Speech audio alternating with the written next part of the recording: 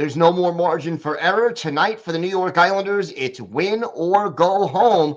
We'll break down what the team needs to do to get back into the series and prolong it and force a game 6.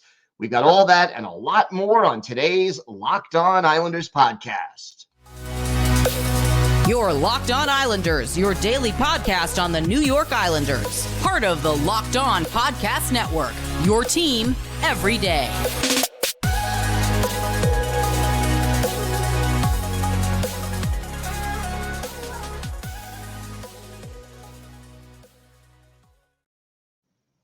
And welcome, everybody, to the Tuesday edition of the Locked On Islanders podcast, part of the Locked On Podcast Network, your team every day.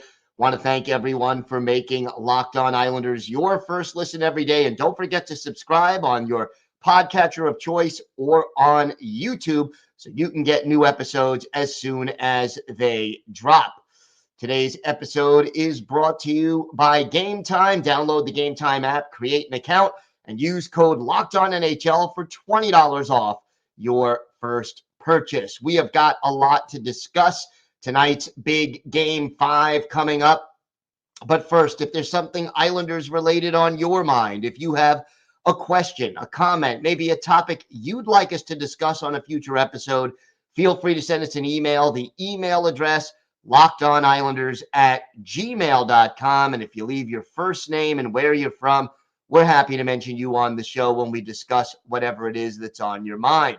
You could also follow the show on Twitter at Locked On Isles, and you could follow me, Gil Martin, on Twitter at Ice Wars, NYR_VSNYI.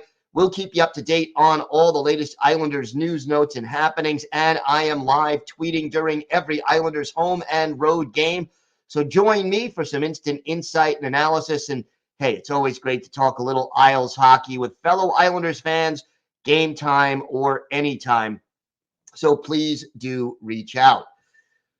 Well, it's pretty simple math when you think about it. Tonight, the Islanders are in Carolina for Game 5 of this hopefully best of 7 series.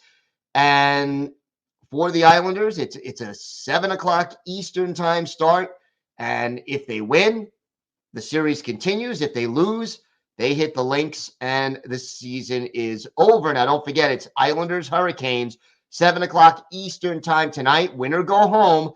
Catch every minute of this big playoff game with an Islanders hometown broadcast on SiriusXM on the SXM app. Just search Islanders. So we're coming into this game. And I could say right now, I don't expect significant line changes. I know some people in different comments have sort of suggested, okay, maybe go with Varlamov instead of Sorokin. I could tell you right now, that's not what's going to happen. Maybe they look to get Josh Bailey in the lineup, but I don't think necessarily that that's going to happen either. But realistically, here's what has to happen. The Islanders have to play their game. They have to play better than what they've been playing thus far. An interesting comment at practice on Monday from Lane Lambert about the team's top line. And it was a little bit interesting, talking about a lack of chemistry on this top line. And, you know, it has been clear throughout the playoffs that this team needs more from the first line. I mean, they have 3 goals total in 4 games, and one of them, as we know, was the shorthanded goal late in the game by Bo Horvat when the game was already out of reach. By comparison, the Carolina Hurricanes first line has 9 points in the series. That is triple what the Islanders have so far. And that is certainly, you know, you can't lose that battle that badly. If you're the Islanders and let's say the goal differential between the Hurricanes first line and the Islanders first line was 1 or 2, maybe even 3 over the course of 4 games. You could live with that if your other lines are being productive, but you can't live with 9 points to 3 points. That just isn't getting it done. And Lane Lambert had this to say at practice about the Horvat, Barzal, Lee line. It's not them individually, it's the line itself. I think they've got to be a little tighter, a little more connected, and help each other out a little bit more. He also went on to say that he didn't think Barzal's injury and missing 8 weeks was the reason for this problem. No, I don't think it has anything to do with Barzal missing the time he did. We've talked about it. This series has been even. You look at the even strength scoring chances. We're ahead of them in goals at even strength. They play tight. We play tight. So you have to support. The first line has to have support as well.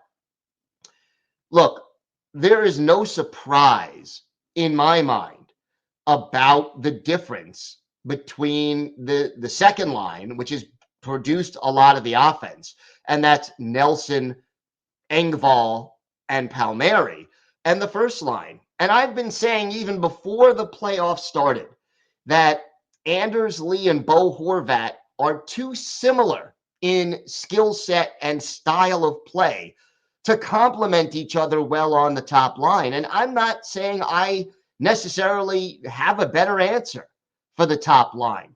They've tried Josh Bailey. They've tried Hudson Fasching. They've tried Kyle Palmieri. They have, since Bo Horvat was acquired, they've tried Simon Holmstrom. They've tried a lot of different people, and nobody seems to be a great fit on that line with Horvat and Barzal. And Anders Lee, to me, again, just doesn't seem to be, the guy who fits in well with that duo. And it's really hurting the Islanders. Now, look, I don't want to single out Bo Horvat, but there's no question that Horvat, who has 1 goal in 4 games so far in this series, and as we mentioned, it was the shorthanded breakaway goal with 2:05 left in a game. The Islanders were trailing 5-1. That's not enough. The Islanders need more from Bo Horvat. Matthew Barzal, they need more from him too. Anders Lee has to finish better. The third line of Pajot and Fasching and Parise has to get more production. They're getting chances, but they can't seem to finish. And right now, the Islanders need to find that ability, which quite honestly has been a struggle for them all year to finish their opportunities, because you don't get a lot of chances against the Carolina Hurricanes. The Carolina Hurricanes put pressure on the puck carrier, and they really force you to move the puck quickly, usually by passing, counting on the fact that you're going to make a mistake and you're going to turn the puck over. Or if you opt to dump and chase, that their defensemen are more mobile, they'll go back and get the puck, and you will not get quality scoring opportunities. They keep you on the perimeter. The Islanders and the Hurricanes play similar styles, and the Islanders don't have the offensive talent that the Hurricanes have in order to overcome that tight checking, keep you away from the high danger areas system. You've got to convert. If you're only going to get 25 shots on goal in a game, you need 3 goals. You've got to score more often than what the Islanders have been doing. And that's definitely a big thing. They need more from Horvat, more from Lee. Barzy, right now, it's his 5th game back. He should be rounding into shape. And Noah Dobson, that's the offense. They need more, as I said, pretty much from almost everybody. And then defensively, Noah Dobson can't keep turning the puck over in his own zone. Sebastian Aho has to keep it smart and simple. And the Islanders have to do a better job of transitioning out of their own zone to make things work. Otherwise, it's going to be a very short season. It could end tonight, and I'm seriously hoping that that is not going to be the case. We have got a lot more to get to on the show. We'll talk about some more things the Islanders need to be better at. Plus, we'll answer some of your questions. We've got a lot more to get to on today's Locked On Islanders podcast. When you're drafting your fantasy team, do you ever wish you could handpick the best stars for your business team? Well, if you're building a talent roster, you need Indeed. Indeed is the hiring platform where you can attract, interview, and hire all in one place. Don't spend hours on multiple job sites looking for candidates with the right skills when you can do it all with Indeed. Find top talent fast with Indeed's suite of powerful hiring tools like matching, assessments, and virtual interviews. Hate waiting? Indeed's U.S. data shows over 80% of Indeed employers find quality candidates whose resumes on Indeed match their job description the moment they sponsor a job. Indeed knows when you're growing your own business, you have to make every dollar count. That's why with Indeed, you only pay for quality applications that match your must-have job requirements.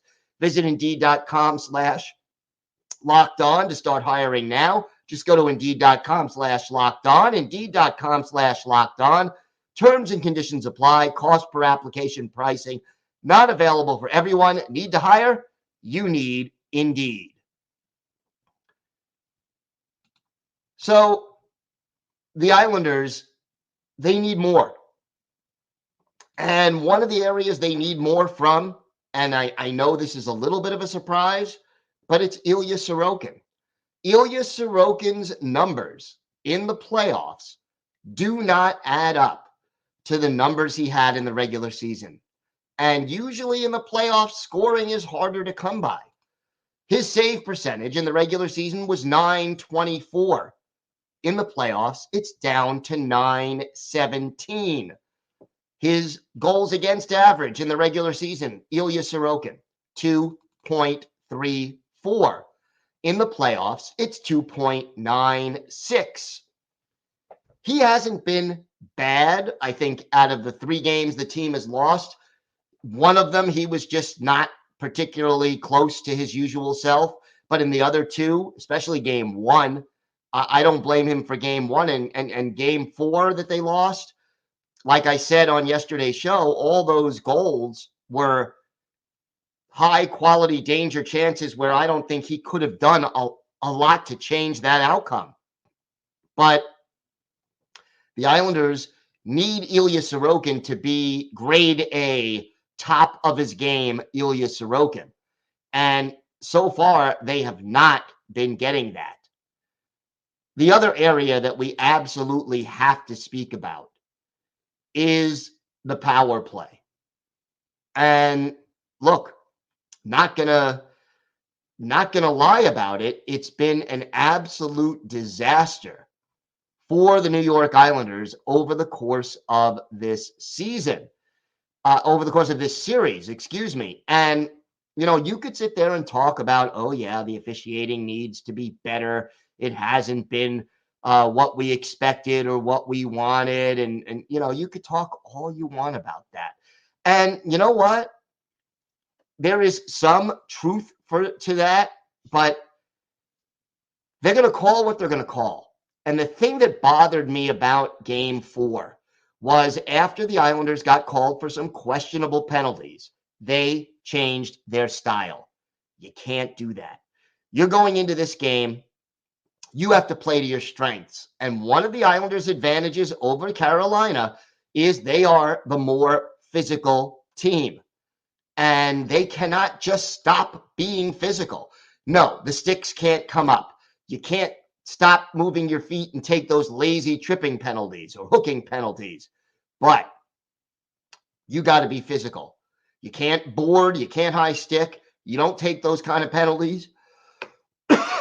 But you need to continue to forecheck aggressively, to take the body, to be aggressive enough to wear down the Carolina Hurricanes, because you abandon the style that makes you successful, I guarantee you are not going to win the series. And so you need better goaltending. You need to be physical, can't take more penalties. And then the other thing is special teams. The power play, we know how bad it's been all year, not just all series. Maybe there was a little ray of hope the first 5 or 6 games after Bo Horvat arrived, before Matthew Barzal got hurt, where the power play was a little bit better. But look, 30th power play in the league. The Islanders have 1 power play goal in this series, and they've given up more than 1 shorthanded goal. So the power play and the penalty kill both have to be better. Carolina has been getting a lot of power play goals in this series, 2 of them in the last game. Can't give them up. Can't give them up. They got to be better on the penalty kill, and the power play at least has to break even. Can't give up any more shorthanded goals. Getting another power play goal would be a godsend, but at the very least, the power play has to not defuse the momentum that this team has been getting 5-on-5 for large chunks of this series. When it's 5-on-5, the Islanders seem to carry play more often than not. But when they have the power play or when they're shorthanded, the Islanders have been a disaster. And they can't afford that under any circumstances. So hopefully, the Islanders are able to not give up any goals when they're shorthanded, and not give up any goals on the power play. And at least when they're on the power play, get some quality chances, create and do the things you need to do. Lane Lambert said at practice on Monday, he's not changing the lineup of the power play. The guys who are out there on the first unit are going to be the guys, and the guys who are out there on the second unit are going to be the guys. He said, these are the guys that have to get it done. So now they actually have to go out and get it done. So look, important things. Finish when you get the chance. Be better on special teams. Be more consistent on your breakout. Be physical and get the goaltending that Ilya Sorokin is capable of giving you. Sorokin, especially on the road here in Game 5, is going to have to be a difference maker for the New York Islanders. He can't just be good. He has to be great. And hopefully that's what we see from Ilya Sorokin, because I could tell you right now, the Islanders are going to have to, if they don't win this game, there are a lot of jobs on the line for this team. Plain and simple. There are a lot of jobs on the line for this team. And look, this is their chance to keep this team together a little longer and to keep this series on a little longer. You get back to the UBS Arena for Game 6. We'll see what happens. Don't forget, though, Game 5 tonight, 7 o'clock Eastern time. Big game, winner go home. Catch every moment of this important playoff game and an Islanders hometown broadcast on SiriusXM on the SXM app. Just search Islanders. We have got more to get to on today's show. We will have some of your questions answered, plus our Islanders birthday of the day. We've got a lot more to get to on today's Locked On Islanders podcast. Today's episode is brought to you by Gametime. Buying tickets to your favorite events shouldn't be stressful. Gametime is the fast and easy way to buy tickets for all sports, music, comedy, and theater near you, with killer deals on last-minute tickets and their best price guarantee, so you could stop stressing over the tickets and start getting hyped for the fun you'll have. Forget planning months in advance. Gametime has deals on tickets right up to the day of the event.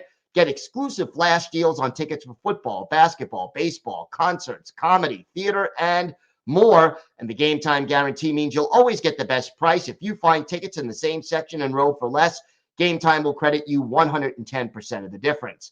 Snag the tickets without the stress with Gametime. Download the Gametime app, create an account, and use code LOCKEDONNHL for $20 off your first purchase. Terms apply. Again, create an account and redeem code LOCKEDONNHL for $20 off. Download Gametime today. Last-minute tickets, lowest prices guaranteed. All right, let's get to a couple of your questions here.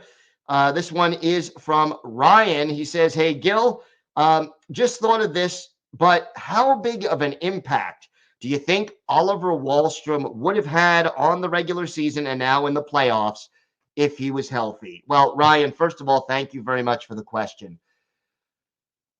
I can't give you a clear answer because realistically, Oliver Wahlstrom is an unproven commodity. He has some shooting ability. He has a heavy shot. He has the potential to be a 20, maybe even a 25 goal scorer if he stays healthy. But he is far from consistent. And look, this season, the Islanders were ranked 22nd in the league in goals scored and 30th in the league on the power play. If Oliver Wahlstrom would have scored 25 goals and he scored 7 in 35 games, so he was on pace for about 15 or 16 goals. But if, let's say, he played 82 games and he scored 25 goals, so the Islanders would maybe be 19th or 18th in the league in goals. Maybe the power play goes up to 25th, 24th. I think he helps, but I don't think at this stage in his career he's a difference maker. At least he hasn't proven yet that he's ready to be a difference maker. But again, thank you for the email, and I'm hoping that we see Oliver Wahlstrom healthy next fall and ready to make contributions and prove that he is indeed ready to be that 20, 25. Final upside might be 30, but I think that's greedy. But if you can give me between 20 and 25 goals from Wahlstrom on the second or third line, I think you would be very happy to take that production from Wally. Next one comes from our friend Thomas. Gil, how are you? I'm a little nervous for game 5, but I hope they will win. They just have to stay out of the penalty box and have a good breakout. Yes, those are two things that we did say. Do you think Coach Lambert should put Josh Bailey in tonight? He is good and experienced in the playoffs. Be safe. Thank you for an awesome podcast. Let's go Islanders. Thomas, thank you so much for the email and for the kind words about the podcast. Look, I know Josh Bailey has the playoff experience. I just don't see at this stage of his career where he fits in to this lineup. Who do you bench? Do you sit Fashing, which reduces your physicality, which is something we discussed they're going to need if they're going to have a chance to pull off the win? That becomes a question. Do you sit Matt Martin? Again, that reduces your physicality, maybe adds a little offense to the fourth line. I can't see really what he does. Now, if someone gets hurt, Josh Bailey would be the first guy I would plug in. And you're right when you say he has in the past, as recently as 2 years ago and 3 years ago, the Islanders don't make the conference final in 2020 and 2021 without the contributions of Josh Bailey. But this year, in 64 games, Bales had 25 points. So that's about a 30-point pace over 82 games, maybe 32 points. You're talking about an 11-goal scorer if he plays all 82 games. I like Bailey's vision. When he's on his game, he can make some good passes, but I'm hesitant to go with him just because I think you put Bailey in, you remove physicality from the game, and the Islanders kind of need that physicality. But it's a good question. I just don't think that we have a very good answer. So, look, this is a big game tonight, and I'm hoping that the Islanders find a way to pull it off. They haven't been that far away, and I think that's a big part of it. But again, don't forget, 7 o'clock Eastern time tonight, Game 5, Islanders, Hurricanes. Catch every moment of this big playoff game with an Islanders hometown broadcast on SiriusXM, on the SXM app. Just search Islanders. So time for our Islanders birthday of the day, and this guy was a fan favorite. Yeah, it's the 39th birthday. It was on Monday of former Islanders center Frans Nielsen. Nielsen, drafted by the Islanders in 2002 in the third round, came over in 2006, 2007, became a regular by 2008, 2009, had a pair of 20-goal seasons with the Isles. His best year, 2013, 2014, 25 goals, 58 points that year. But what was Nielsen's specialty? He was a solid two-way player, a solid second line center, could kill penalties, could help on the second power play unit. But boy, oh boy, in shootouts was he magic.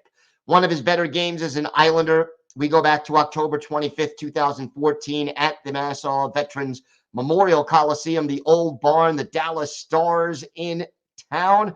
And in that game, Frans Nielsen got a hat trick. He was a +2. He netted the game-winning goal and led all Islanders players with 6 shots on goal. Islanders beating the Dallas Stars by a score of 7-5. And yeah, it was an empty net goal with 1 second left on the clock that gave Frans Nielsen the hat trick.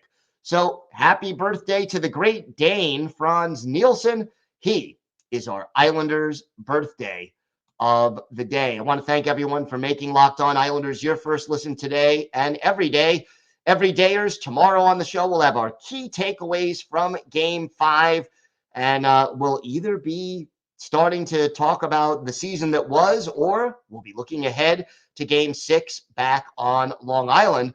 But make sure you join us for that. And again, we're here every day, Monday through Friday, with all the latest Islanders news, notes, happenings, and analysis.